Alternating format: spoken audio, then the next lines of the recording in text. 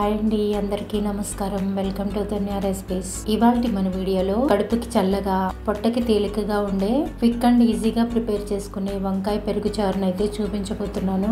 నేను చూపించిన విధంగా మీరు ఒకసారి ట్రై చేసి చూడండి. చాలా అంటే చాలా కమ్మగా ఉంటుంది. సైడ్ డిష్ ఏం లేకపోయినా గానీ ఒట్టిగానే ఈ వంకాయ పెరుగు చారుతోటే అన్నం అంతా కూడా తినేయచ్చు. అంత కమ్మగా ఉంటుంది.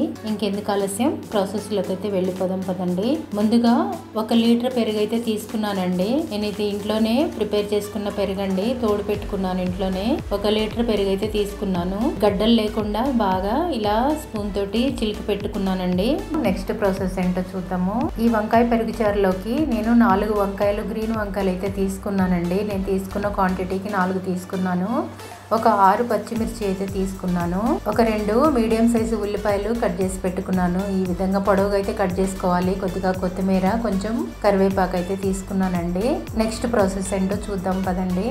ముందుగా స్టవ్ ఆన్ చేసుకొని కడాయి పెట్టేసుకొని పచ్చిమిర్చి అయితే వేసుకుంటున్నాను. 1 టేబుల్ స్పూను ఆయిల్ వేసుకోవాలి. ఆయిల్ వేసుకొని లో ఫ్లేమ్ లోనే నిదానంగా ఫ్రై చేసుకోవాలి. పచ్చిమిర్చి వేగిపోయాయండి. ఇప్పుడు ప్లేట్లోకి అయితే తీసేసుకుందాము.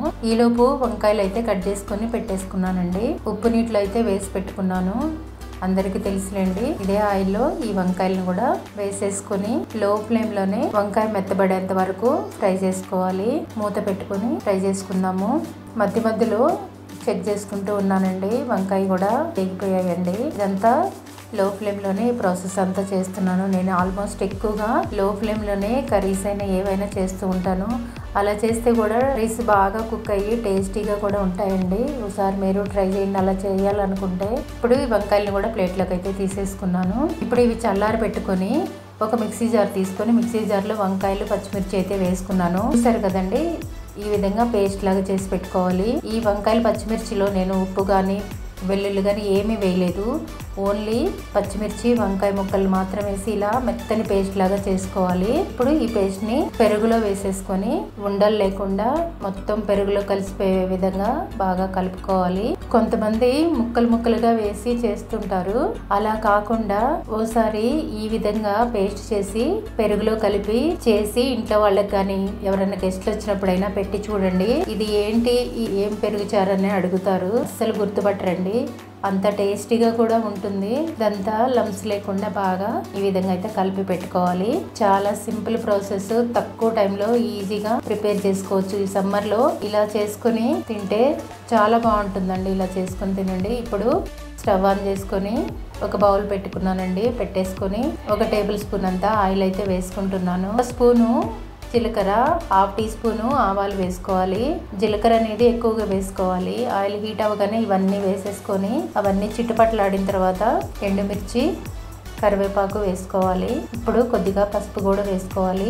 పసుపు వేసుకున్న తర్వాత ఒకసారి బాగా కలిపేసుకొని స్టవ్ అయితే ఆఫ్ చేసేసుకోవాలి. స్టవ్ ఆఫ్ చేసుకున్న తర్వాతనే పెరుగంతటిని కూడా మనము వేసేసుకోవాలన్నమాట. ఇవి బాగా చిక్కగా ఉందండి. కొంచెం వాటర్ అయితే వేసుకుందాము. గిన్నెనే ఇలా కడిగి వాటర్ అయితే వేసేసుకున్నాను. ఈ విధంగా ఉంటే సరిపోతుంది. ఎక్కువగా చిక్కగా లేకుండా, పల్చగా లేకుండా మీడియం గా ఉంటే తినేటప్పుడు కూడా బాగుంటుంది. తగినంత సాల్ట్ అయితే వేసుకుంటున్నాను. స్టవ్ అయితే ఆన్ లో లేదండి, స్టవ్ ఆఫ్ లోనే ఉంది. సాల్ట్ వేసిన తర్వాత కట్ చేసి పెట్టుకున్న ఆనియన్స్ అయితే వేసుకుందాము. ఆనియన్స్ ఇలా పొడవుగానే కట్ చేసుకోవాలి, సన్నగా. ఒకసారి బాగా కలిపేసుకున్నాము. చాలా సింపుల్ అండి. తక్కువ టైంలో ఎంతో టేస్టీగా ఉండే ఈ పెరుగు చారుని చేసి ఇంట్లో అందరికి పెట్టండి. అందరూ చాలా హ్యాపీగా ఫీల్ అవుతారు. ఇప్పుడు ఫైనల్ గా కొత్తిమీర అయితే వేసుకుంటున్నాను. కొత్తిమీర, ఉల్లిపాయలు అనేది మన ఇష్టం అండి. మనం ఎంత తినగలమో వేసుకుంటే మంచిది. ఇదంతా ఒకసారి బాగా మిక్స్ చేసుకోవడమేనండి. ఇదంతా మిక్స్ చేసుకున్న తర్వాత వంకాయ పెరుగు చారు అనేది రెడీ అయిపోయిందండి. డైరెక్ట్గా ఇలా అన్నంలో తిన్నా కానీ చాలా టేస్టీగా ఉంటుంది. సైడ్ డిష్ కూడా ఏం అవసరం లేదు, అంత టేస్టీగా ఉంటుంది. ఈ సమ్మర్లో ఒకసారి ఈ విధంగా ట్రై చేసుకుంటే కడుపుకి చల్లగా, పొట్టకి తేలిగ్గా ఉంటుందన్నమాట. ఈజీ డైజెషన్ కూడా అవుతుంది. చాలా అంటే చాలా కమ్మగా ఉంటుందన్నమాట. సింపుల్గా ఈజీగా ప్రిపేర్ చేసుకునే వంకాయ పెరుగు చారుని ఒక్కసారి నా స్టైల్లో చేసి చూడండి. మీరే చాలా బాగుందని అంటారు. తప్పకుండా ట్రై చేయండి. ట్రై చేసి మీ ఫీడ్బ్యాక్ అనేది నాకు ఇవ్వండి. ఈ వీడియో మీకు నచ్చినట్లయితే లైక్ చేయండి, షేర్ చేయండి, సబ్స్క్రైబ్ చేసుకుని పక్కన ఉన్న బెల్ ఐకాన్ని క్లిక్ చేయండి. Thanks for watching.